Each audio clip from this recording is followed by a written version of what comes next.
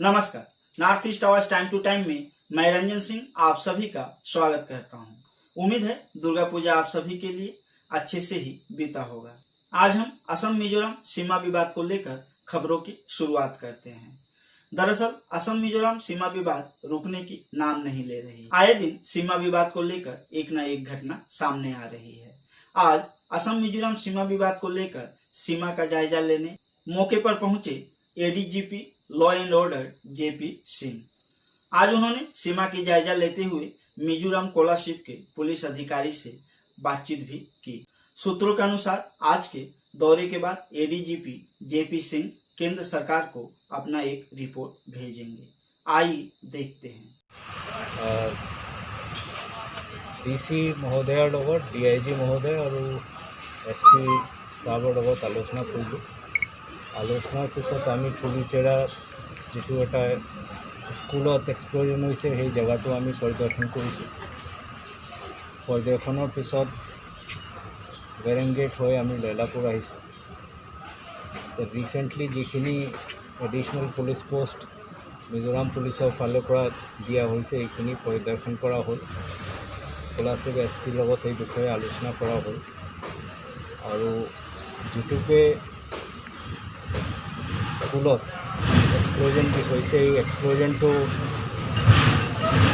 Local मानुक terrorise কৰিবলৈ কৰা হৈছে বুলি এটা আমাৰ ভাৱ হৈছে। সেইকাৰণে মই এছপি শিলচৰক ডাইৰেকশ্যন দিছোঁ যে এই explosion কেছত unlawful activity prevention of এক্টৰ এপ্ৰপ্ৰিয়েট ছেকশ্যনছটো এড কৰাবলৈ এটা পিটিশ্যন মাননীয় আদালতত দিব লাগে। এই সেকশন এড হোৱাৰ পিছত আৰু যেটোকে আমাৰ হেতু ইনভেষ্টিগেশ্যনত এতিয়ালৈকে যিখিনি ওলাইছে আৰু যেটো কথা আমি এছপি কোলাশিবৰ লগতো পাতিছোঁ যে হয়তো যিখিনি মানুহে সেই দুষ্কৃতিকাৰীয়ে এই এক্সপ্লোজন কৰিছে তেওঁলোকে মিজোৰামৰো হ'ব পাৰে। সেইকাৰণে আমি এটা আলোচনা কৰিছোঁ। আসাম পুলিচ হেডকোৱাৰ্টাৰৰ লগতো আলোচনা কৰিছোঁ। আনলফুল এক্টিভিটি এক্টৰ কেছ হোৱাৰ কাৰণে আমি সেইটো এটা কেন্দ্ৰীয় তদন্তকাৰী সংস্থালৈ ট্ৰান্সফাৰ কৰিবলৈ ৰিকুৱেষ্ট কৰিবলৈ ডিছকাশ্যন কৰিছোঁ। তাৰ ফাৰ্ডাৰ একশ্যন কেনেকৈ কি হয় সেইটো মই গুৱাহাটী যোৱাৰ পিছত সেইটো একশ্যন লোৱা হ'ব। দেখা পাইছিল ছাৰ চেণ্ট্ৰেল সেই কমিশ্যনাৰ আহিছিল, হোম কমিশ্যনাৰ আছিল ষ্টেট মিজোৰামৰ, কিন্তু এতিয়ালৈকে মিজোৰামৰ ফ'ৰ্চটো তাতলৈ জেগালৈ এতিয়াও আছে ছাৰ। যিখিনি আমাৰ ষ্টেচুটৰী প্ৰভিজন এইখিনি প্ৰভিজন গোটেইখিনি ইউটিলাইজ কৰা হৈছে আৰু মই আশা কৰিছোঁ যে খুব সোনকালে এই ফ'ৰ্চটো উইড্ৰ হ'ব আৰু আমাৰ যিটো কনষ্টিটিউচনেল বাউণ্ডেৰী আছে অসমৰ সেই বাউণ্ডেৰী চবেই ৰেচপেক্ট কৰিব। আমাৰ অসমৰ মাটিটো এতিয়া দখল কৰি আছে মিজো ছাৰ, এতিয়ালৈকে যোৱা নাই, আজি 10 দিন হৈ গ'ল। মই আপোনাক যিটো কৈছোঁ আপুনি একেটা প্ৰশ্ন বাৰে বাৰে কৰি আছে। এইটো এটা ষ্টেচুটৰী আৰু এটা কনষ্টিটিউচনেল প্ৰভিজনছ আছে, মেকানিজম আছে, এইখিনি ইউটিলাইজ কৰিহে এইখিনি কৰা হ'ব। এইখিনি অলৰেডি গভৰ্ণমেণ্ট অফ ইণ্ডিয়াৰ লগতো টেক আপ কৰা হৈছে। অসম গভৰ্ণমেণ্ট সেইটোৰ ওপৰত যথেষ্ট গুৰুত্ব দিছে, ৰেগুলাৰ ইণ্টাৰেকশ্যন চলি আছে আৰু যিখিনি আমাৰ কৰ্মী আছে সেইখিনি আমি কৰি আছোঁ। মোৰ আশা যে এইটো খুব সোনকালে এইটো হ'ব। स्कूल तो किमान प्रतिबद्ध। आज खिलंजिया जोन सुरक्षा समिति के एक प्रतिनिधि दल असम मिजोरम सीमा विवाद को लेकर जो घटनाएं हुई थी उस घटनाओं की जायजा लेने मौके पर पहुंचे। आज खिलंजिया सुरक्षा समिति के प्रतिनिधि दल एक एक घटनाओं की जायजा ली। वहां से लौटते वक्त उन्होंने जब हमारे पत्रकार से बातचीत की तब समिति के महासचिव सेराम हिराजीत ने बताया कि हम 1 इंच भी जमीन मिजोरम को नहीं देंगे, भले ही हमें अपना खून क्यों न देना पड़े। साथ ही उन्होंने असम सरकार की मंशा पर भी सवाल खड़े किए। उनका कहने का अर्थ ये था कि सरकार अब तक चुप्पी क्यों साधी है। आइए देखते हैं। জনসুরক্ষার মাধ্যম থেকে যে আসাম মিজোরাম বর্ডারে যে সমস্যা হয়েছে এই সমস্যায় অতি সত্ত্ব সমাধান করানোর জন্য আমরা আসাম সরকারকে দাবি জানাই যে ক্যাম্পে আছে সরকারের যে ক্যাম্পে রাখিয়া গেছে আজকে 11 দিন তারা কোনো খানি চাউল কোনো কিছু নাই। তারা অতি সত্ত্ব সরকার থেকে যে রিলিফ দেওয়া হোক আর তারা যে জমিন ঘর যে জলিয়ার যে ধ্বংস হয়েছে এইগুলা অতি সত্ত্ব তারা হাতে এগুলো জমিন ব্যবস্থা করিয়া যে গড় পর্যন্ত বানায় দেওয়ার সরকার এটা অতি সত্ত্বর ব্যবস্থা যদি না করে আমরা খিলেঞ্জিয়া কমিটির পক্ষ থেকে এটা আন্দোলন গড়ে তোলা হব এবং উনাদের জীবন ও সম্পত্তি বিনষ্ট করে আজকে ওনারা আশ্রয় নেওয়ার কোনো স্থান নাই। তাই এই যে এখানে একটা প্রাইভেট এলপি স্কুলে ওনারা আশ্রয় নিয়েছেন এবং অতি সংকীর্ণ ছোটো ছোটো এক একটা রুমের মধ্যে ওনারা বাচ্চা কাচ্চা নিয়ে একদম গরু মহিষের মতো এত কষ্ট করে কালযাপন করছেন ওনারা। এবং সরকারের তরফ থেকে আমরা জানতে পেরেছি কিছু সামান্য জিনিসপত্র সামগ্রী নিত্য প্রয়োজনীয় সামগ্রী ওনাদেরকে বরাদ্দ করা হয়েছিল এবং বর্তমানে এইগুলো সামগ্রী প্রায় শেষ হওয়ার উপক্রম হয়েছে এবং ওনারা এক বিভীষিকাময় জীবনযাপন করছে। তাই আসাম সরকার এবং রাজনৈতিক দলগুলাকে এসে এই মানুষগুলার এই যে উদ্ভট সমস্যা সেই সমাধান করতে আমাদের প্রত্যেকের এগিয়ে আসা জরুরি বলে আমি মনে করি। तो देखा आपने, सिर्फ यही नहीं, असम मिजोरम सीमा विवाद को लेकर मिजोरम सरकार की तरफ से करीमगंज जिला उपायुक्त को एक कारण बताओ नोटिस भी भेजा गया है। नोटिस में यह साफ तौर पर लिखा है कि करीमगंज के जिला उपायुक्त ने क्यों मिजोरम की सरकारी चीजें नष्ट की। इन सब से यह आंकलन लगाना सहज है कि मिजोरम पीछे हटने के लिए फिलहाल तैयार नहीं है। खैर, ये तो वक्त ही बताएगा कौन पीछे हटता है और कौन आगे बढ़ता है। चलिए हम चलते हैं अपने दूसरी खबरों की ओर।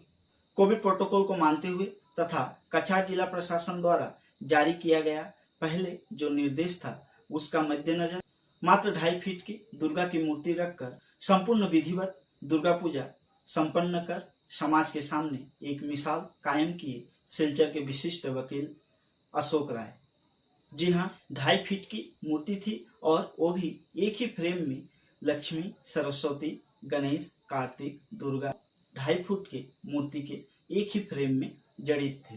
राय परिवार की इस कदम को काफी सराहा जा रहा है, लोगों के बीच एक चर्चा का विषय बना हुआ है।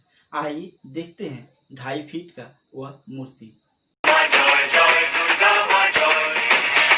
खड़गो हाथे रणचंडी तुमी पापेर नाशे महाशक्ति तुमी खड़गो हाथे रणचंडी तुमी असुर विनाशिनी शक्ति तुमी दशभुजा तुम्हार अपार मोतिमा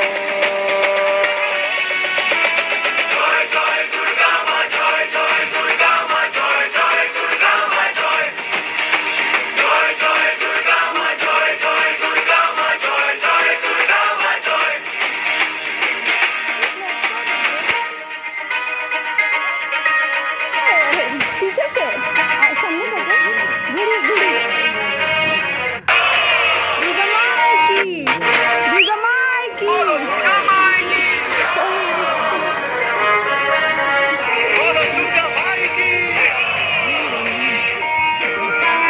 रुको रुको चलो चलो दुर्गा माई की लागलो तो नाई काशेर मने नेताजी के आदर्शों से प्रेरित होकर उधार बन के क्लब रेनेसा नेताजी की मूर्ति स्थापना के उद्देश्य से आज छोटे छोटे बच्चों द्वारा शिलान्यास करवाए। इस अवसर पर उधारबन विधानसभा क्षेत्र के विधायक मिहिर कांति सोम भी मौके पर उपस्थित थे। आइए देखते हैं। এবং এই দিন ক্লাব রেনেসা যে কাজ করেছে সেটা সত্যিকারের বিরাট কাজ করেছে, কারণ আমাদের নেতাজি সুভাষচন্দ্র বসু সমস্ত পৃথিবী জুড়ে একটা ওনার নাম আছে। এবং আজকের এই সভায় উপস্থিত আমাদের ক্লাব রেনেসার সভাপতি, আমাদের সেক্রেটারি, আমাদের স্থানীয় বিধায়ক ভানু সোম, আমাদের রাহুল রায় এবং আমার সীমান্ত স্যার, পিডাব্লিউডি বিভাগের কর্মকর্তারা, সূর্য শর্মা সাহেব, আমাদের নিখিলেশ বাবু, আমাদের তাপস বাবু, আমার বাবুলদা, আমাদের হেমাঙ্গ ভাই, আমাদের শামুরা সহ বিধানদা সহ সাংবাদিক বন্ধুরা। অ্যাকচুয়ালি সঞ্জু প্রথমে বলেছে 2 মিনিট কথা বলার জন্য, কিন্তু ও যে টাইম দিয়েছে, যারা বিশিষ্ট ব্যক্তি তাদের নাম নিতে 1 মিনিট চলে যায়, তো মাত্র রইল আমার কাছে 1 মিনিট। এই 1 মিনিটের জন্য আমি এই কথা বলতে চাই যে ওদের সাহসকে আমি ধন্যবাদ জানাই।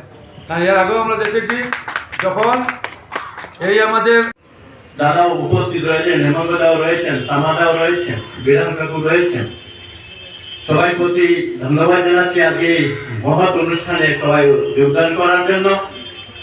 আমি এই জায়গার স্বামী আজ নেতাজি সুভাষ বসুর যে প্রতিকৃতি আজকে প্রতিষ্ঠা হতে যাচ্ছে, আমি ধন্যবাদ জানাই ক্লাব রেনেসাঁকে।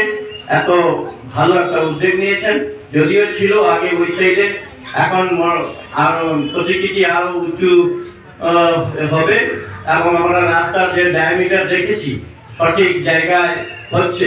গতিকে আমাদের জন্য সবাই এই বীর যোদ্ধা যা সেনানীর আজকে প্রতিকৃতি হবে, এটার জন্য আমরা সবাই আনন্দিত এবং আমরা সম্পূর্ণভাবে সহযোগিতা করব। পূর্ববর্তী বক্তারা বলেছেন যে কি ছিল আর কি হলো। আমি যদি পুরনো ইতিহাস জানি তাহলে কিন্তু মুখ অনেকে ছোট হয়ে যাবে। কি ছিল আর কি করতে যাচ্ছি আর কি সরকার আসার পর হয়েছে, উন্নয়নের কোন দিকে ছিল, ওই যে ক্লাবের কথা আমার পূর্ববর্তী সম্পাদক বলেছেন, ওই কাগজে বাতাসে ছিঁড়ে নেবে, ছিলে চুরমার করে দিয়েছে, সেই টিনটা পর্যন্ত পাল্টাতে হয়েছে। কোন কি অবস্থা ছিল এই সমস্ত এলাকায় আমি পুরনো ইতিহাস জানতে চাই না, যদি বলি তাহলে অনেকের মুখ ছোট হয়ে যাবে। বিগত 7 বছরে কি হয়েছিল আর 5.5 বছরে কি হয়েছে এটা আপনারা সবাই জানেন। গতিকে আমি সবাইকে মনে দুঃখ দিতে চাই না। ঠিক আছে, আমার দিন এসছে, কেন্দ্র সরকার আছে, রাজ্য সরকার আছে, সততা এবং নিষ্ঠার সঙ্গে আমরা কাজ করে যাচ্ছি। আমি গর্ব করে বলবো, দুর্নীতি মুক্ত একটা সরকার এসে এলাকার উন্নয়নের জন্য ঝাঁপিয়ে পড়েছে। আপনাদের শুধু সহযোগিতা, আশীর্বাদ চাই, তবেই আমরা সত্যিকারের অর্থে উদাহরণকে উন্নয়ন করব, তথা সমগ্র বরাক উপত্যকা আসাম নিয়ে আমরা সারা দেশ গর্ব। নেতাজি সুভাষ বসুর যে চিন্তাধারা, স্বামী বিবেकानंद যে চিন্তাধারা, তাই আমরা। आइए देश से जुड़ी हुई कुछ खबरें भी देख लेते हैं। आज भारत के प्रधानमंत्री नरेंद्र मोदी बिहार में एक चुनावी जनसभा को संबोधित कर रहे थे। इस दौरान उन्होंने जो लोग बैंक से ऋण लेकर कोरोना काल के कठिन परिस्थिति में किस्त जमा नहीं कर पाए हैं, उनके लिए एक अच्छी खबर दी। आइए पहले सुन लेते हैं क्या है वो अच्छी खबर। कोरोना के इस काल में गरीब और मध्यम वर्ग के वो साथी जिन्होंने home loan, auto loan, education loan, credit card या एमएसएमई के लिए लोन ले रखा है, उनको भी बड़ी राहत दी गई है। भाई, आपका उत्साह मुझे मंजूर है, आपका प्यार मेरे सर आंखों पर।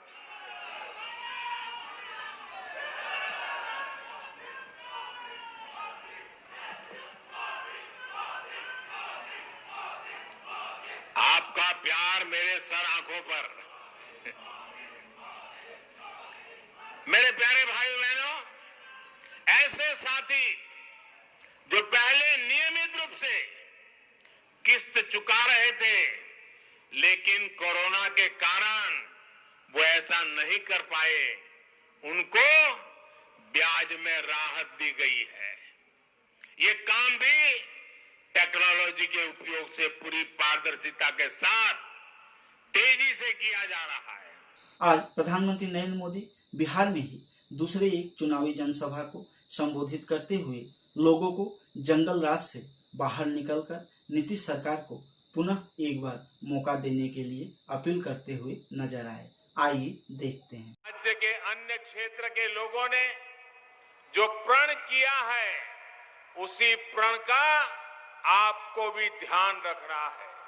ये प्रण बिहार के भविष्य के लिए, आत्मनिर्भर बिहार के निर्माण के लिए बहुत ही जरूरी है। बिहार के लोग ये ठान चुके हैं, बिहार में जंगल राज लाने वाली ताकतों को फिर परास्त करेंगे। बिहार के लोग ये ठान चुके हैं, बिहार को लूटने वालों को फिर हराएंगे। बिहार के लोग ये ठान चुके हैं, इस प्रतिभाशाली धरती के नौजवानों को धोखा देने वालों को फिर हराएंगे।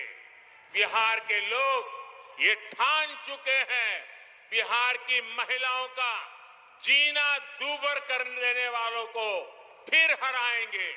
साथियों, जिन लोगों की ट्रेनिंग समाज को बांटकर राज करने की हो, जिन लोगों की ट्रेनिंग कमीशन खोरी की हो, वो बिहार के हित में कभी सोच नहीं सकते। आज सर्वभारतीय कांग्रेस नेता राहुल गांधी भी बिहार में चुनावी जनसभा को संबोधित करने पहुंचे। पंजाब में दशहरे के मौके पर रावण की पुतले की जगह प्रधानमंत्री नरेंद्र मोदी का पुतला जलाया गया था। इस बात का जिक्र करते हुए पूछा, आखिर लोगों ने ऐसा क्यों किया? आइए सुनते हैं। पंजाब में दशहरा हुआ, पहली बार मैंने देखा आमतौर से दशहरे में रावण, कुंभकर्ण और मेघनाथ के पुतले जलाए जाते हैं। पहली बार देखने को मिला कि पंजाब में दशहरे पर नरेंद्र मोदी जी, अंबानी जी और अदानी जी के पुतले जलाए जा रहे हैं। अजीब सी बात है। आमतौर से दशहरे पर रावण का पुतला जलाया जाता है और 2020 में पंजाब में, पूरे पंजाब में दशहरा पर रावण नहीं जलाया जा रहा है, नरेंद्र मोदी जी का, अंबानी का और अदानी का पुतला जलाया जा रहा है। क्यों? कारण क्या है? आज हिंदुस्तान का किसान, पंजाब का किसान नरेंद्र मोदी जी का पुतला क्यों जला रहा है? बड़ा सवाल है। नरेंद्र मोदी देश के प्रधानमंत्री है और दुख की बात है कि दशहरे पर देश के प्रधानमंत्री का पुतला जलाया जा रहा है। खुशी की बात नहीं, दुख की बात है। सिर्फ यही नहीं, आज राहुल गांधी प्रधानमंत्री नरेंद्र मोदी को निशाना बनाते हुए ये भी कहे कि अगर प्रधानमंत्री नरेंद्र मोदी दोबारा किसी जनसभा में ये बातें अगर कह दे कि 2 करोड़ युवाओं को नौकरी देंगे तो शायद वहां जमी भीड़ उनको भगाने लग जाएगी। आइए सुनते हैं। अब प्रधानमंत्री अपने भाषण में नहीं कहते कि मैं 2 करोड़ युवाओं को रोजगार दूंगा। जानते हैं झूठ बोला था, बिहार की जनता बात समझ गई है। अगर मैं बता रहा हूं, गारंटी देके कह रहा हूं, प्रधानमंत्री अगर आ गए और आज कह दिया कि 2 करोड़ युवाओं को मैं रोजगार दूंगा, शायद भीड़ उनको भगा दे। कहे कि भैया आपने पहले झूठ बोला था, आपने दिया नहीं, अब आप हमसे झूठ मत बोलिए। तो देखा आपने, दरअसल बिहार में पहला चरण का चुनाव हो चुका है। दूसरे चरण के चुनाव के लिए प्रचार प्रसार जोरों पर है। वहीं अगर हम भीड़ की बात कहें तो किसी भी जनसभा में भीड़ का कमी नहीं है। लोग इतने इकट्ठे हो रहे हैं कि सभी दल ये लेकर चिंतित है कि आखिर लोग किस तरफ जाएंगे। अगर हम बात करें लालू यादव की सुपुत्र तेजस्वी यादव की, तो उनकी भी जो जनसभाएं हो रही हैं उनमें भी भीड़ कम नहीं हो रही है। आइए उसका भी एक झलकियां देख लेते हैं।